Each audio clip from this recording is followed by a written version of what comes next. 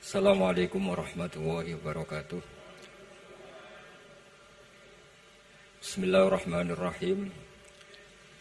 Allahumma ya Allah ihdinas siratal mustaqim siratal ladzina an'amta 'alaihim ghairil maghdubi 'alaihim waladdallin amin. Allahumma shalli wa sallim ala habibika Mustafa Muhammad wa ala alihi wa sahbihi wa barik wa sallim amma ba'du.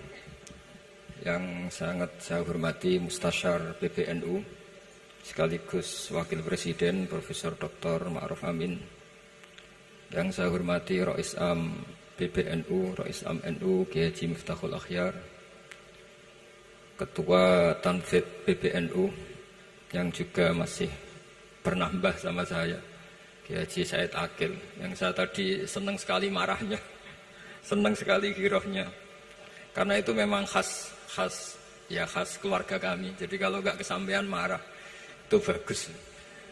Jadi di antara sifatnya para nabi itu wa yakhdufu lillah, kalau agama enggak dapat apa tadi jatah ya, enggak tahu saya maknanya itu, jadi kan wa yakhdufu lillah wa yarda liridho.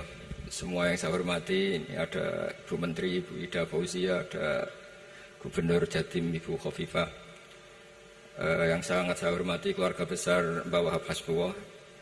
Di sini secara berurutan ada Nyai Mutmainnah, ada Nyai Mahfuzah, ada Nyai Hizbiyah, ada Nyai Mujidah. Yang sangat saya hormati Kiai Haji Hasib, Kiai Haji Rokib, semua yang saya hormati para santri, para alumni. Alhamdulillah tadi acaranya banyak sekali, jadi saya nanti ngaji insya Allah 15 menit. Karena menurut saya solusi bangsa ini itu mudah sekali kalau mau niru Mbah Wahab. Saya kemarin ditilihi Gus Hasib, saya tidak bilang bertamu, karena kalau tamu itu seakan-akan saya yang jadi tujuan, tapi niliilah karena beliau orang sepuh. Kemudian beberapa hari dikasih paketan buku beliau tentang Mbah Wahab, buku dari beliau tentang Mbah Wahab. Tapi sebetulnya saya tahu banyak tentang Mbah Wahab tanpa buku itu, karena Mbah Maimun, guru saya, juga bapak saya, Kiai Haji Nur Salim sering cerita. Kiai Wahab itu pedagang, juga ulama, juga politikus, juga pahlawan. Kita sebetulnya melihat itu sederhana, hanya sederhana dalam pikiran ulama. Jadi pernah suatu ketika Sayyidina Ali itu marah besar ketika melihat umat Islam itu pasif itu tidak aktif, sehingga beliau marah besar. Di antara kalimatnya itu, karena ini tengah-tengah kalimat, langsung pakai fa'ataf atau fa'tafrek atau apa sajalah, nanti terserah santri-santri yang iqrob. Fakubhan lakum hina sirtum gharadun yurma.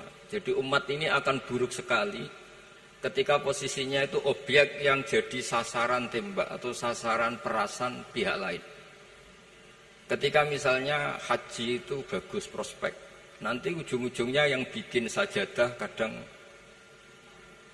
orang sana, mau biang kubu sebelah, nanti sensitif secara politik. Nanti ketika umat Islam punya kebutuhan pakaian ihram besar, juga yang produk kadang orang lain. Begitu seterusnya, sehingga setiap kebutuhan kita pun yang produk itu orang lain. Sehingga Mbah Wahab berpikiran sampai impor mori, pas itu kain putih. Begitu juga traveling, ketika umat Islam butuh mudah pergi ke Mekah untuk haji dan umrah, juga bironya itu kadang orang lain. Zaman itu Hindia Belanda, sehingga beliau dulu sudah mendirikan semacam biro haji. Itu semua adalah madhab, di antara madhab Sayyidina Ali ketika beliau mengatakan fakubhan lakum hina sirtum gharadun yurma. Buruk sekali kamu di mana-mana ini jadi objek. Misalnya kira-kira ginilah, kalau kholnya Mbah Wahab itu ada 10.000 santri, dan semuanya karena keluarga kiai itu dermawan, sama Bu Mujidah dikasih makan semua. Nanti cateringnya yang menyediakan orang lain, kita tidak punya kecakapan produksi itu atau melayani itu. Sehingga perdagangan Mbah Wahab dalam tradisi keulamaan itu dimaknani sebagai supaya kita ini jadi aktor, baik di perdagangan, di politik, maupun dalam solusi urusan-urusan publik. Misalnya sekarang ada problem apalah, sebetulnya solusinya gampang sekali. Ketika kita minus atau ketika kita tidak berkecukupan, mulai dulu ulama itu solusinya gampang. Pernah suatu Abdul Qasim Al-Junaidi atau siapa sajalah, ini karena polanya sama, menyuruh muridnya, saya tolong belikan ikan. Cara sekarang mungkin dikasih uang 50.000, terus dikasih tahu sama muridnya, Pak Yai uangnya tidak cukup karena harga ikannya 70.000. Terus kata gurunya, beri lebih murah lagi. Uang 50 aja tidak cukup, kok cari yang lebih murah. Kata beliau, arkhisuhu bitarki. Ya bikin murah karena kamu tidak berkeinginan. Jadi nggak usah belikan katanya. Ini penting sekali karena dulu ada solusi, masyhur itu makalahnya Imam Syafi'i itu. Kata beliau, fa innal ghina anisya'ila bihi. Kalau kamu ingin tidak tergantung sesuatu, maka hindari sesuatu itu. Jangan memaksakan memenuhi sesuatu itu dengan memaksakan, tapi hindari sesuatu. Saya misalnya, kalau nuruti kepingin misalnya, kalau saya dengan nafsu serakah saya, mungkin saya ingin punya mobil mewah, ingin apa saja. Tapi itu membuat saya tersiksa karena harus menyediakan ini itu. Ya sudah, tidak usah ingin. Sehingga mudah sekali. Makanya kata ulama dulu, fa innal ghina anisya'la bihi. Untuk menjadi berkecukupan, usahakan banyak hal yang tidak Anda butuhkan. Semakin banyak hal yang kita butuhkan, maka kita akan tergantung akan sesuatu itu. Makanya banyak ilmuwan, saya sering diskusi sama pakar-pakar sama ilmuwan. Apakah negara Amerika itu negara yang kuat? Banyak ilmuwan yang berpikir itu ilmuwan politik, bukan tasawuf. Berpikir negara paling lemah itu ya kayak Amerika. Karena semakin powernya kuat, ketergantungannya semakin kuat. Untuk memenuhi kebutuhan listrik harus begini, untuk kebutuhan minyaknya harus ini. Semakin kita kuat, maka ketergantungan akan sesuatu semakin banyak. Jadi ibarat orang yang punya Alphard sama yang enggak, kayak mana ya? Kayak yang enggak, karena kebutuhannya ada banyak. Artinya dalam kondisi krisis, ulama masih punya solusi, yaitu al-ghina itu anisya'la bihi. Jadi usahakan ketercukupan itu karena menghindari kebutuhan-kebutuhan yang tidak primer, yang tidak prinsip. Bukan memaksakan semuanya terpenuhi. Karena kita ini ulama. Dulu ketika sebelum ada negara, belum ada TNI, itu ulama punya cara untuk melawan Belanda. Karena mereka terbiasa punya loyalis, punya muhibbin, punya ghirah, punya strategi. Sehingga Belanda itu kesulitan ngedidik ulama. Apalagi mereka terus ke Mekah, ketemu komunitas internasional yang semuanya berfatwa bahwa penjajahan harus dilawan. Itu luar biasa. Belum ada negara, nggak ditopang negara, kemudian tetap bisa melakukan perlawanan. Coba kalau dulu ngelawan nunggu, wah saya mau ngelawan penjajah kalau saya diangkat jadi TNI, saya mau ngelawan kalau saya punya otoritas yang disahkan negara, itu ribet, negara belum terbentuk. Makanya ini saya tidak akan ngaji lama-lama, tapi saya akan cerita khas Mbah Wahab sesuai riwayat yang saya dapatkan dari guru-guru kami, bahwa beliau tadi seperti yang dikatakan Pak Said, membina dan menyebarkan NU kemana-mana tanpa uang proposal. Nggak kebayang saat itu proposal kepada siapa, negara sendiri masih susah. Lalu mau diajukan kemana? Terus yang mau tanda tangan itu ya siapa? Jadi yang saya tahu tadi, yang penting kita niru sesuai yang diidam-idamkan tadi Sayyidina Ali. Jangan sampai kalian itu menjadi gharadun yurma. Ada apa saja orang lain yang memikirkan labanya, kita yang jadi objek. Sehingga zaman itu kita terima kasih semua sama Mbah Hashim, sama Mbah Wahab. Karena ini zuriyatam ba'duha min ba'd. Kita tahu Mbah Wahab putra Mbah Hasbullah, punya ibu Nyai Fatimah, terus sampai Mbah Abdus Salam ya. Kemudian Mbah Hashim punya ibu Halimah, punya Abah lagi setelah Halimah itu Lainah ya. Nah, terus Mbah Abdus Salam, jadi ini zuriyatam ba'duha min ba'd. Kalau dalam tulisan itu sampai Mbah Abdul Jabbar bin Ahmad bin Mbah Sambu. Memang Mbah Sambu punya beberapa saudara, diantaranya ada yang namanya Mbah Yusuf, itu yang melahirkan keluarganya Mbah Ahmad Siddiq Jember, Mbah Siddiq Jember. Ada yang Abdul Halim yang melahirkan keluarga Lasem, termasuk saya itu lewat jalur Mbah Abdul Halim. Jadi zuriyatam ba'duha min ba'd. Dulu semua orang zaman Rasulullah SAW itu dilatih jadi aktor, jadi subjek. Sehingga orang yang miskin pun ketika perang Tabuk, perang Dzatil Usrah, itu semua menyumbang. Ada yang menyumbang emas yang enggak terkira, yaitu Sayyidina Utsman. Ada yang cerita, ya Rasulullah saat tadi malam buruh dan punya beras hanya 2 kilo, yang 1 kilo saya sumbangkan jenengan, yang 1 kilo saya pakai untuk keluarga kami. Sekarang logikanya sederhana, kalau orang miskin 3.000, pas itu anggap saja pasukannya misalnya 3.000. 3.000 nyumbang beras 1 kilo, itu artinya terdapat 3.000 kilo beras. Artinya apa? Orang Islam yang miskin membiayai dirinya sendiri untuk makan. Dan mereka adalah aktor heroik. Tapi kalau misalnya ini orang-orang miskin ini tidak mau urun rembuk, kemudian menjadi beban negara, maka yang harusnya dipakai senjata, dipakai beli sembako. Dulu zaman Nabi meskipun orang itu miskin, itu semuanya bersifat heroik.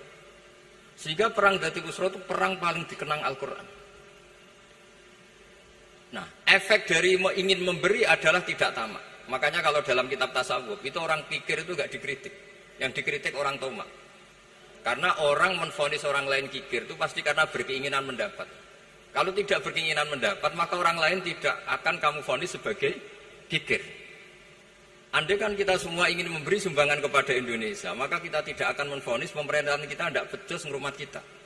Meskipun pemerintah tentu berkewajiban ngurmat orang-orang miskin itu tentu. Tapi andai kan semua orang miskin berpikir ingin menyumbang pemerintah, maka tidak akan menyalahkan pemerintah ketika faktanya nanti suatu saat atau kapan saja, semoga ini tidak terjadi, itu tidak mampu menyumbang. Karena masyarakat kepikirannya memberi, bukan mendapat. Ini solusi-solusi yang diajarkan Rasulullah SAW yang disebut al-yadul ulya khairun minal yadis sufla. Jadi bahwa posisi memberi jauh lebih baik ketimbang posisi menerima. Sehingga ketika Allah mensifati orang baik itu siapa? Allah mensifatinya sederhana. Wa mimma razaqnahum yunfikun. Orang yang kepinginannya itu yang memberi. Itu dulu zaman Nabi, pas perang Khandaq, pas perang Tabuk, pas beberapa perang, itu orang yang paling miskin pun turun. Sampai orang-orang munafik mencibir, inna Allaha ta'ala la ghaniyun an shadaqati hadza. Allah tidak butuh sedekah hanya 1 kilo. Tapi coba efeknya dari sedekah 1 kilo itu tadi, misalnya orang miskin yang perang 3.000, itu semuanya memakan uangnya sendiri setidaknya nggak jadi beban negara. Terus mentalnya itu patriotik. Dari mental patriotik itu ketemu Belanda kayak apa, mereka bisa makan apa saja. Mulai ares gedang, mulai apa saja, yang penting halal. Karena mentalnya dari awal heroik. Tapi andikan mereka mentalnya tomak, mungkin sudah mati. Karena, wah nunggu negara ngasih makan, proposal dulu, sedang mati. Tapi orang dulu enggak, karena heroik inginnya memberi sehingga bisa mendapatkan solusinya sendiri. Ini solusi yang saya tawarkan sebetulnya ini mudawwan, artinya mudawwan itu ada di beberapa kitab, lihat di beberapa tafsir istilah perang Dzatul Usra, perang Tabuk atau perang apa saja itu memang zaman itu susah sekali. Itu menjadi solusi utama adalah setiap orang ingin bermental patriotik. Nah, kalau sudah orang bermental patriotik itu gampang, ukur apa saja itu gampang. Karena tadi dari 3.000 atau 1.000 atau apa saja pasukan, sampai ada yang urun tadi beras 1 kilo. Tapi 1 kilo itu menjadi satu watak, satu karakter bahwa bangsa ini inginnya memberi sama negara. Sehingga negara ini mudah merdeka. Coba kalau semua orang miskin zaman itu bermental ingin mendapat, ribut proposal, nyalahkan ini, enggak didata miskin tersinggung, kan capek. Jadi ini memang zaman akhir ya, agak aneh, orang enggak didata miskin itu tersinggung. Kalau besanan nyari yang kaya, tapi kalau ada sumbangan nyari sebagai yang miskin. Jadi kalau tanya solusi khas ulama, kita belajar dari perang Dzatul Usra. Itu orang yang miskin, semuanya urun. Nah barokahnya urun itu kemudian mereka bermental patriotik. Barokahnya patriotik, yang kaya, yang miskin, yang pinter, semuanya berkontribusi untuk menyumbang negara. Akhirnya negara ini bisa merdeka sebelum terbentuk TNI, sebelum terbentuk Polri. Karena tadi keinginan memberi, keinginan patriotik. Sehingga cerita buyut-buyut saya ketika Belanda atau apa Jepang, itu yang dicari di geladak saya itu ya kitab. Karena kitab ini dianggap sumber inspirasi mereka melawan Belanda.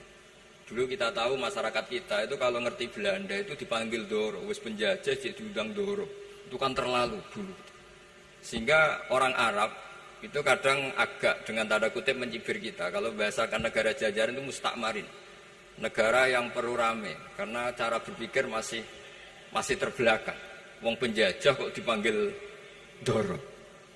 Terus ketika beberapa kiai melihat Belanda baik karena di alun-alun dikasih masjid gini-gini, sudah tidak berotak karena anggap Hindia Belanda itu baik.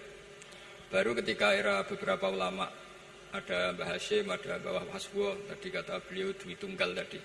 Terus ada fatwa resolusi jihad. Sehingga mereka baru sadar bahwa Belanda itu ancaman. Kayak apa pentingnya ilmu, kayak apa pentingnya fikih. Karena di fikih jelas, jihad untuk melawan penjajah itu fardu kifayah. Tapi jika musuh kadung ada di kita, maka itu fardu ain. Tidak lagi ada prasyarat harus lelaki, harus merdeka, enggak, perempuan pun harus terlibat. Sehingga kita punya pahlawan kayak Nyadin, beberapa daerah Kartini. Itu ada di khazanah kitab-kitab fikih kita. Jadi kita tidak pernah kehilangan khazanah untuk menjawab muskilatus zaman, untuk menjawab problem-problem zaman. Tapi yang penting kita selalu ngaji, selalu belajar. Saya adalah orang yang sebetulnya tidak pernah ingin terkenal karena saya itu suka belajar.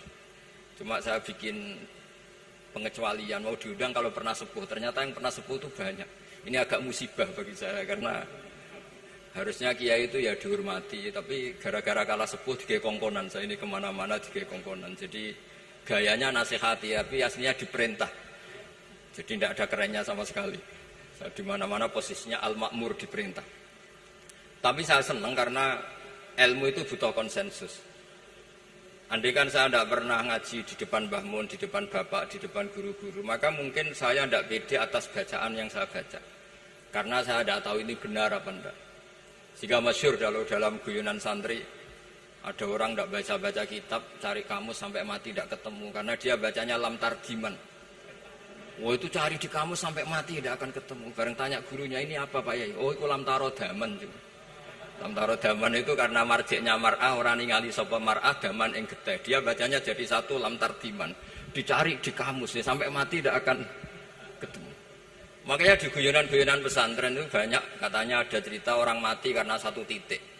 Jadi gurunya baca habbatun sauda dawaun min kulli da. Jadi dia kitabnya kelebihan apa? Titik. Jadi kelebihan titik dia bacanya itu hayatun sauda dawaun min kulli da. Nyari ular hitam, kobra dipatuk mati, padahal sesuai resep kitabnya, karena kitabnya dia kelebihan titik hayatun sauda, artinya maknanya ular hitam, sementara teksnya mestinya habbatun sauda. Jadi kenaifan-kenaifan begini itu harus kita dandani, karena yang bisa, kata Pak Said tadi, yang bisa itu kita cari kebenaran dari mana. Kita itu ya pokoknya ulama lah, tidak harus NU, tidak harus Muhammadiyah, pokoknya ulama yang wasatiyah. Itu nanti terus gimana yang wasatiyah itu kayak apa, tapi yang jelas ulama. Karena dulu zaman, kalau kita fair secara sejarah, dulu ya Mbah Wahab ya dekat Mas Mansur, dulu Mbah Hashim ngaji sama Mbah Ahmad Dahlan, sama-sama di Mbah Soleh Darat, ketika di Mekah ya sama-sama ngaji di Syekh Khotim Minangkabau. Jadi kalau era beliau itu ya memang dulu perbedaan itu nggak ada masalah, karena perbedaan itu bawaan visi ya. Saya belajar usul fikih di antara yang diceritakan di buku-buku Mbah Wahab, beliau itu ahli usul fikih. Sementara Ki Bisri itu suka fikih mateng. Sehingga memang ada perbedaan antara fikih mateng dan usul fikih. Saya beri satu contoh. Ini guyonan tapi nanti di usul fikih nanti kelihatan. Di usul fikih itu ada ilmu namanya tangkihul manat. Ketika Nabi sama-sama menyebut sesuatu, sebetulnya ada benang merah di situ, tidak sama persis. Misalnya begini. Ja'a a'rabiyun ila Rasulillah sallallahu alaihi wasallam. Faqala ya Rasulullah ahlaktu. Wa ma ahlaka qal waqatu imraati fi nahari Ramadan. Ya Rasulullah, saya ini orang yang rusak karena saya berhubungan intim dengan istri saya di ketika Ramadan. Terus Nabi ngendikan, ya sudah kamu harus merdekakan budak, saya tidak punya ya Rasulullah. Ya sudah kamu puasa 2 bulan berturut-turut. Kata beliau, puasa baru sehari saja kecelakaan apalagi 2 bulan. Karena kamu orang Arab lah, orang Arab itu dia cerita ini di Arab itu. Terus ya sudah kamu sedekah sama 60 orang miskin. Saya ini orang paling miskin. Susah kan menghadapi orang miskin seperti ini. Nah, pertanyaannya secara usul fikih. Menurut mazhab Syafi'i, sanksi berat itu hanya untuk yang berhubungan suami istri. Sehingga kalau membatalkannya pakai rokok, pakai minum, pakai makan, tidak kena sanksi seberat itu. Masuk akal kan, karena memang hubungan suami istri dalam banyak hal, misalnya haji, itu ifsad, yang benar-benar ifsad, bisa merusak haji secara total. Tapi menurut Imam Malik, pikiran Imam Syafi'i itu dianggap aneh. Loh ini hubungan suami istri itu statusnya mubah, sesuatu yang boleh. Maka semua hal yang boleh tapi merusak kehormatan Ramadan, maka ketentuannya sama. Yaitu misalnya nggak sakit, nggak apa, pagi-pagi nyate. Wah itu kan melecehkan Ramadan, nggak sakit, nggak apa, kok pagi-pagi nyate. Perlu dicatat karena hubungan suami istri itu sesuatu yang boleh. Berarti kalau yang boleh merusak Ramadan hukumannya berat, makan yang statusnya boleh juga hukumannya berat. Itu dulu bapak saya ketika bikin analogi itu mau cerita sederhana gini. Hak dhisik ono santri ya goblok. Kandhanane aneh. Istrinya lapor ke kiainya. Pak Yai, santri jenengan kalau sama istri sering mukul. Mukul itu nabok pakai tangan. Santrinya dipanggil kan alumni. Kamu jangan sering mukul istri kamu gini-gini. Iya Pak Yai, njih. Suatu saat 2 minggu istrinya lapor lagi. Sekarang enggak nabok Pak Yai, nyaduk. Karena yang dilarang hanya nabok. Dipanggil kiai, lo kamu katanya masih sering nyaduk istri kamu. Yang dilarang kan mukul, sekarang nyaduk. Kapan-kapan meludahi. Nah, artinya di usul fikih dijelaskan bahwa makna haramnya naboi adalah hurmatul idza. Haramnya menyakiti, maka nyaduk sama, meludahi sama, menerlantarkan sama. Itu dulu bahwa ahlinya bikin usul fikih seperti itu. Sehingga misalnya Amar Ma'ruf Nahi Mungkar ketika beliau ditanya, apakah perlu ikut kabinet gotong royong? Tapi di situ banyak kelompok yang mungkin tidak cocok. Pikirannya Kiai Wahab harus ikut, justru ikut benahi dari dalam. Meskipun dari ikut itu bahwa Wahab nyun sewu yang ngalami fitnah yang macam-macam dituduh karena zaman itu nasakom. Tapi itu beliau santai saja. Tapi zaman itu memang itu sah karena zaman itu belum dibubarkan. Jadi yang dialami bahwa Wahab ini luar biasa. Semuanya harus jadi pelajaran bagi kita. Makanya jangan pernah meninggalkan ilmu yang bernama usul fikih karena fikih yang mateng itu cara basa Jawa ini akan kehilangan stok teks. Misalnya Nabi sedekah pakai kurma atau pakai apa makanan pokok. Itu hadisnya itu kurma sama Imam Syafi'i digenti kutu ahli baladi, yaitu makanan pokok dari negara. Sehingga kita tidak bisa mentang-mentang Nabi sedekahnya pakai kurma terus kita orang miskin kita kasih kurma. Bisa linu tuh nih kalau makan kurma orang Indonesia itu. Karena yang penting itu kutu ahli balad bukan kurma. Bukan mentang-mentang Nabi sholat di Mekah Medina, kalau ingin persis sunnah Rasul, sholatnya harus di Mekah Medina. Kalau di Indonesia, Nabi tidak pernah sholat di Indonesia. Sunnah Rasul, sholatnya di Mekah Medina. Bisa ada orang sholat kalau gitu. Jadi, ada ilmu yang namanya tangkihul manat. Yang harus ditiru itu sisi mananya. Nah, dalam konteks Arabi tadi, terus kemudian ada dibuang. Ja'a Arabion, kata Arabi itu dibuang. Datang orang Bedui. Orang kota pun kalau punya kesalahan yang sama, hukumannya juga sama. Maka kata Arabi dibuang. Nah, menurut Imam Malik, kata jima, hubungan suami istri juga dibuang, digenti membatalkan puasa dengan apa saja yang tanpa udzur syarat.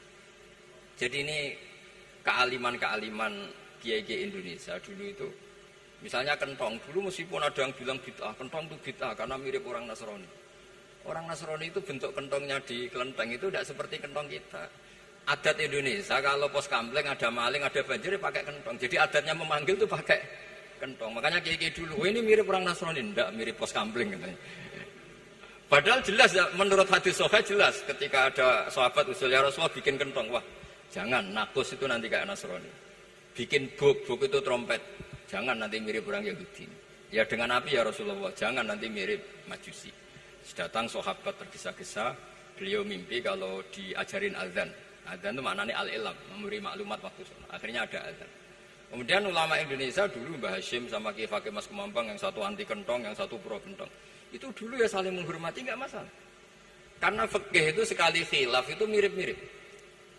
Tadi Pak saya Takil nyinggung Palestina. Saya pernah ke Palestina. Itu banyak ulama Mesir yang mengharamkan orang datang ke Yerusalem, ke Masjid Aqsa. Karena mau tidak mau harus dapat visa Israel, berarti ngaku eksistensi Israel. Karena dianggap mengaku eksistensi Israel maka hukumnya haram. Tapi saya pernah ketemu Imam Masjid Aqsa. Beliau bilang begini, Pak Bahak, kalau orang Islam dari seluruh dunia tidak datang ke kami, maka eksistensi kami dianggap diabaikan oleh komunitas internasional. Dan itu dengan mudahnya Israel mencaplok kita.